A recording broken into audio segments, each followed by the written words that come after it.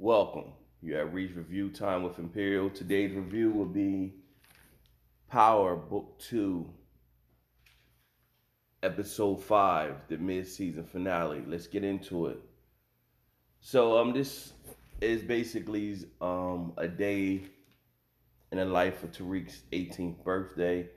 The episode starts off with Tasha dreaming that her mom, and Yaz is celebrating Tariq's birthday with a cake, and someone knocks at the door, and it's Raina. And Raina is basically like, "Oh, Tariq beat me here," and but Tasha is like basically like she wasn't there to protect Raina, and basically Raina's like it's the ghost of Raina, and but Raina doesn't acknowledge that she's actually has passed. So Tasha wakes up out of her sleep. So she was dreaming, of course, and she calls Tyreek.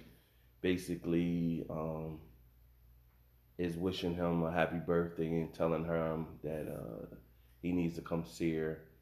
He looks up, and that's where he sees Kane popping up, and so um, Kane picks him up, and upon their arrival, they see after Kane picks Tyreek up, Kane says Monet just want to see him, ain't asking questions, just to drop him off. And so upon their arrival, they see the cop Ramirez, and the cop is leaving. Tyreek questions basically what is he always doing there, and then Kane said he gives us information, and Tyreek basically said that must cost a pretty penny. How much he taxing y'all? And then Kane pretty much just looks off and really doesn't answer the question. And he pretty much says, well, you know, what is he getting from Monet? So upon Tyreek linking up with Monet, she pretty much asks him about the picture that Drew had. And he pretty much said he don't, he got too much stuff going on. He moving product. He doing his papers. He doing Zeke's papers. He don't have time to really pay attention what's going on with Drew up there. And he doesn't know what the picture is about. And so Monet looking at him like funny or whatever. So of course Tyreek gets a text from Saxe. Saxe is basically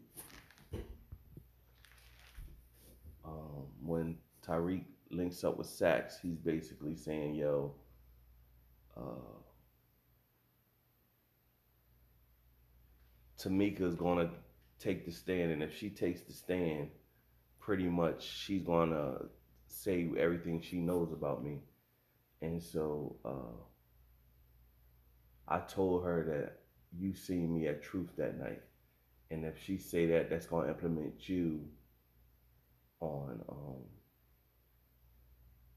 why you was there and the timelines and everything like that. So Tyreek is sitting there like, oh man. So at first he was brushing Sax off, like basically Sax was, that's your problem. Until Sax said that, you'll be um, put in the mix as well. So he left Sax, called his mom, basically told his mom like, hey, uh, you need to get Davis McClain to drop Tamika off of from bringing her in as a witness, and uh, he told her why, and then she like, you're lying to me like your father or whatever. He like, I didn't lie to you, I just didn't tell you that I seen Sax that night or whatever. So basically he told Tasha, end up saying, okay, don't worry about it, I got this from now. She calls McClain, tell McClain, drop Tamika off of the case, don't bring her in as a witness. And he's like looking at it, why should I do that? Because if I do that, she's going to say Sax is dirty. He's going to mess up his timeline. He put in a false report. And they'd be able to drop the charges and you can walk free. But she knows that that'll also implement Tyreek, mess up the timelines, especially with her saying with Tommy Egan. So he told her no, he's not taking Tamika off the case.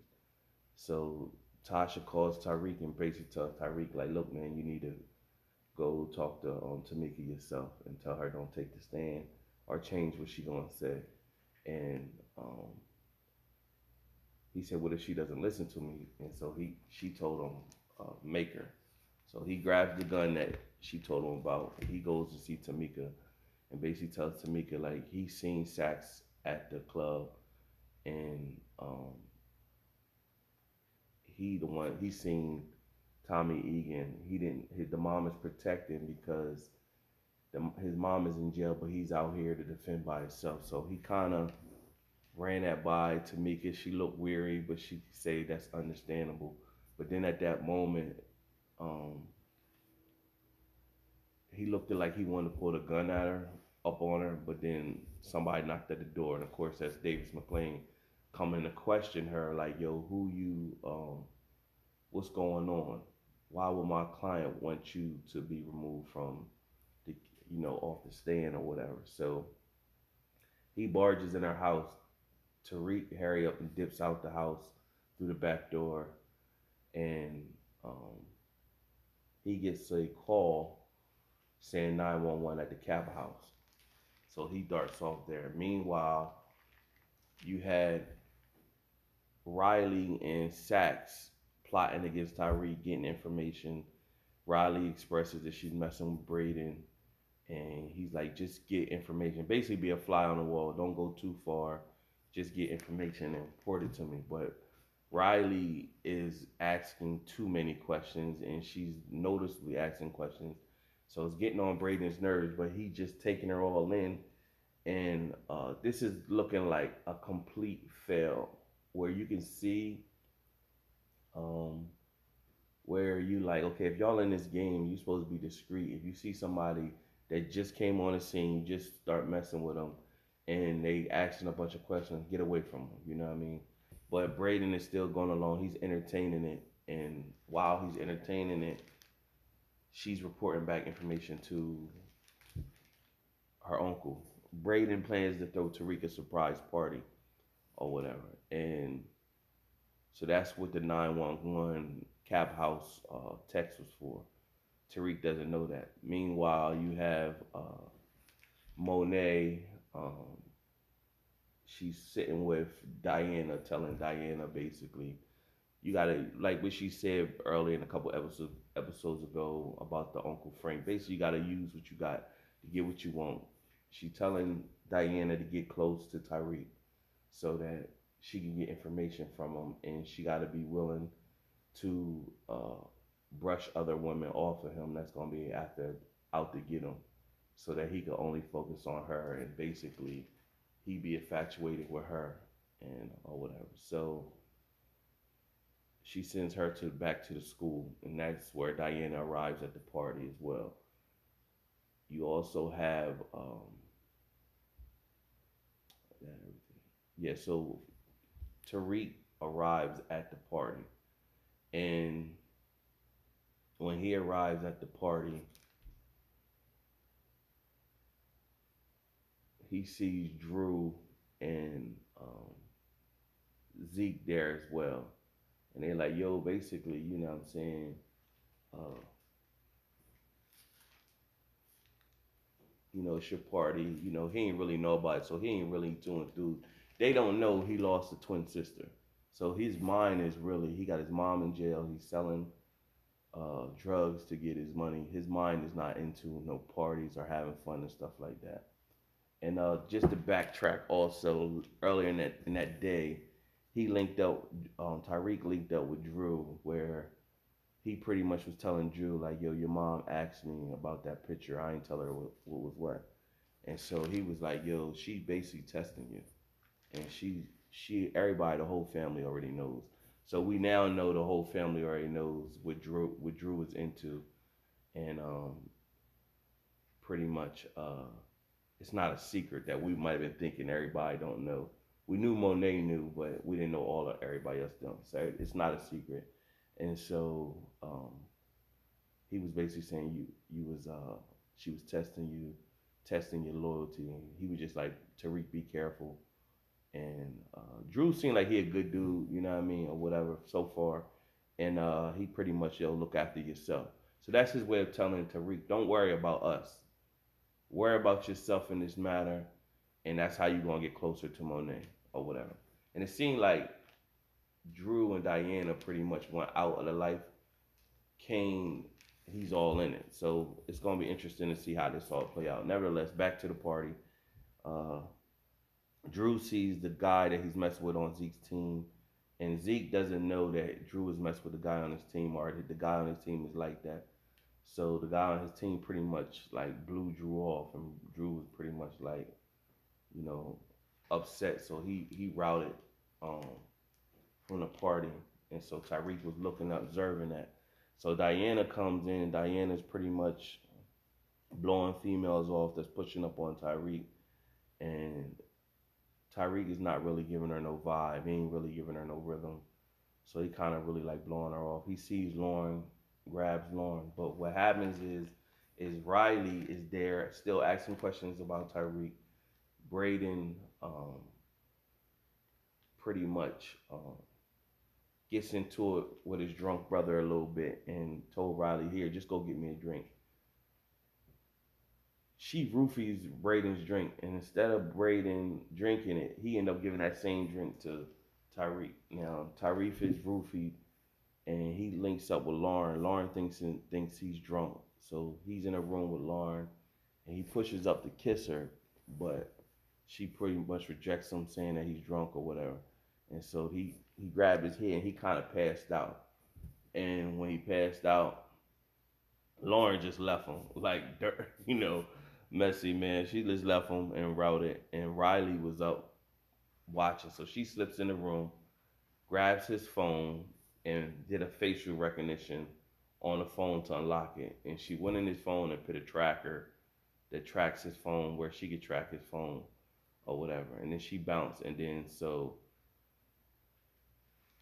Braden's brother Trace comes in, kicks Tyreek out the room. He sees that Riley was in the room, basically like, oh, you mess with my brother's friend or whatever. And she's like, no, I just was checking on him or whatever. And so he kicked Tyreek out the room. Tyreek is stumbling around a party. He stumbles out. He sees Diana, and Diana is sitting in the front of the party, and he sits down to talk to her. She's pissed right now. She don't really got no rhythm for Tyreek, and but she see he's dazed or whatever, and she looks in his bag. She see he had a gun, so she took the gun from him, and she basically was like, I want to be by myself right now. So he was like, I respect that. So he darts off. Meanwhile, Riley calls Cooper Sacks, pretty much tells him like, yo, I messed up. I was going to roofie Braden, but I ended up roofing and Tyreek, and he's off wandering in the city by himself or whatever. So and Sacks is like, well, how you know? She's like, cause I pretty much she put a tracker on his phone, and so Sacks at this moment he's gonna go look and find out where Tyreek is. And so it shows Tyreek at Raina's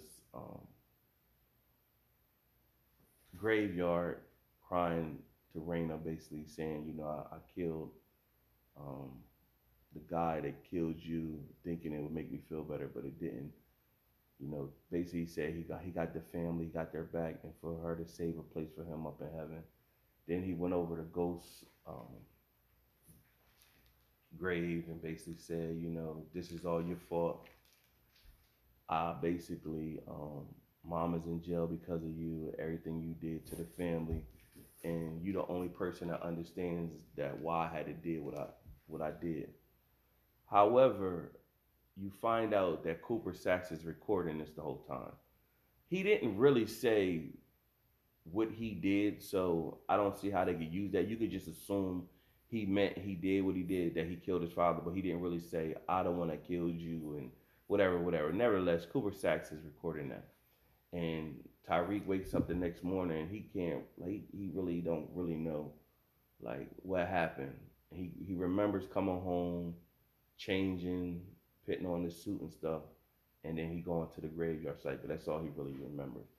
So you show Davis McLean, Cooper Saxe in the office, and and they're talking pretty much, and they're saying to each other, uh, you know, I pulled Tamika off from the stand. You should be thanking me. Basically, Cooper Saxe shows McLean that he got the video of Tariq, and basically McLean is like, that's not permissible. But he said, but now that I know that Tariq was the one that did it and it wasn't Tommy Egan, then pretty much I know what angle to go after. And so McLean is basically like, listen, we know Tariq. I mean, Tariq's the killer, and Tasha is not the queen.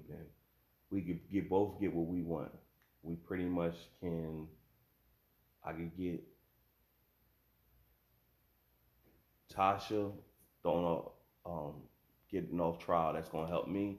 You gonna get your killer and Tariq, and he's like, well, what about Tariq? Tasha not gonna stand for Tariq to be locked up. Well, he said, well, Tariq's not my client.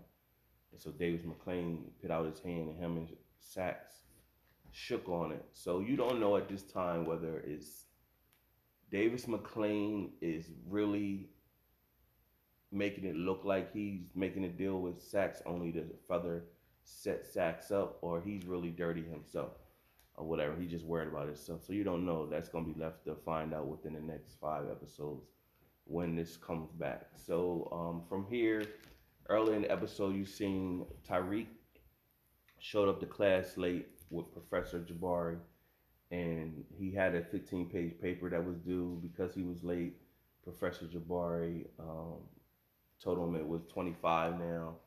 Later in the episode, you see Professor Jabari is with his agent about writing a book. He's having writer's block. He can't. His next book got to be a good one. So he pretty much at this time, Tariq shows up, said that his assistant told him he would be there, and he gave him the 25-page paper and basically apologized for not for being late. He won't be late again. And Professor Jabari talked about his parents, and Tariq kind of like backlashed on him for talking about his parents, and basically said, I don't need no father. And so from there, you see Professor Jabari is at his office, and he's sitting there. He got writer's block, can't think of what to say. And Professor Carey comes in, and he's looking at her, she's looking at him, and he's pretty much telling her, you need to help me. You can help me. And she said, right was in front of you. And he's looking at her like, you are in front of me. And she pretty much saying, I can't keep doing this with you. You keep willing me back in. I can't keep doing this with you. It's done. So she steps off. So he was calling her the rest of the night. Meanwhile, she's at a diner somewhere, cafe, drinking wine, and in comes Zeke. Now, early in the couple episodes, Zeke was trying to get at her. She brushed him off like, whatever, young boy. But Zeke somehow finds out to where she's at, and one thing leads to another. She's drinking, and before the end of the episode, Zeke is busting those cheeks, and his persistency, and with her sex addiction got her. We all was thinking, well, a lot of us was thinking, I ain't gonna say we all was thinking Tariq was gonna be the end up the one that's going to get with Professor Carey, but because it seemed like she was lusting for Tariq, but it ended up being Zeke. So we're gonna see where that turns, where this whole professor stuff is going. So it shows a Professor Jabari reading over Tariq's paper, and he at the end of his paper he had this like conclusion about sacrifices and stuff like that. So Jabari was sitting there looking. So he, in return, took everything Tariq said in that last paragraph, and that's how he was going to start his book. So we're trying to see everybody has also been wondering when I've been watching different videos and comments, where is the angle the professor's going? We know that Davis McLean has some affiliation with Professor Carey, but where is this whole angle coming? Now we see Professor Jabari. He got something where he need to be successful with a new book. He took a uh something from Tariq's paper and to use it for his book. Now that could be plagiarism if you don't give uh where you cited that from and stuff like that. So it's gonna be interesting where all this takes off from. You show all the previews show Tariq when he's explaining to Brayden, because Brayden pretty much like, dude, you ain't showing me no love, you ain't letting me know whatever. And so Tariq breaks it down about the Tejada family and who's who and on the chessboard. And I don't know if that's a good thing or bad thing because Brayden, you don't know if you could trust that he gonna keep the information. He'd mess around and tell Riley everything of the whole organization, who they supplying, what they doing, and stuff like that. You also see Trace knows about the secret spot in that Brayden showed Tariq where they keep the drugs at, and you see Trace come in and snatch the drugs. So that's going to be an issue or whatever. So that's pretty much the episode in a nutshell. You had that's the mid-season finale. Is going to be off. The next episode 6 resumes back in December. They didn't really give a date, but it just said resumes in December. So we're going to have a little break from here. So far, the first 5 episodes have been decent episodes that will keep people tuned in to come back and see what happens from here. A lot of us didn't know what to expect. Would the show be able to stand on its own? I think the whole power aura keeps you enough to keep going and stay tuned in. It is still a decent show. The writing is still, how did that happen? That doesn't make sense, all that. But it's still decent enough to watch, or whatever. So subscribe to the channel, like the video, leave a comment. Till next time.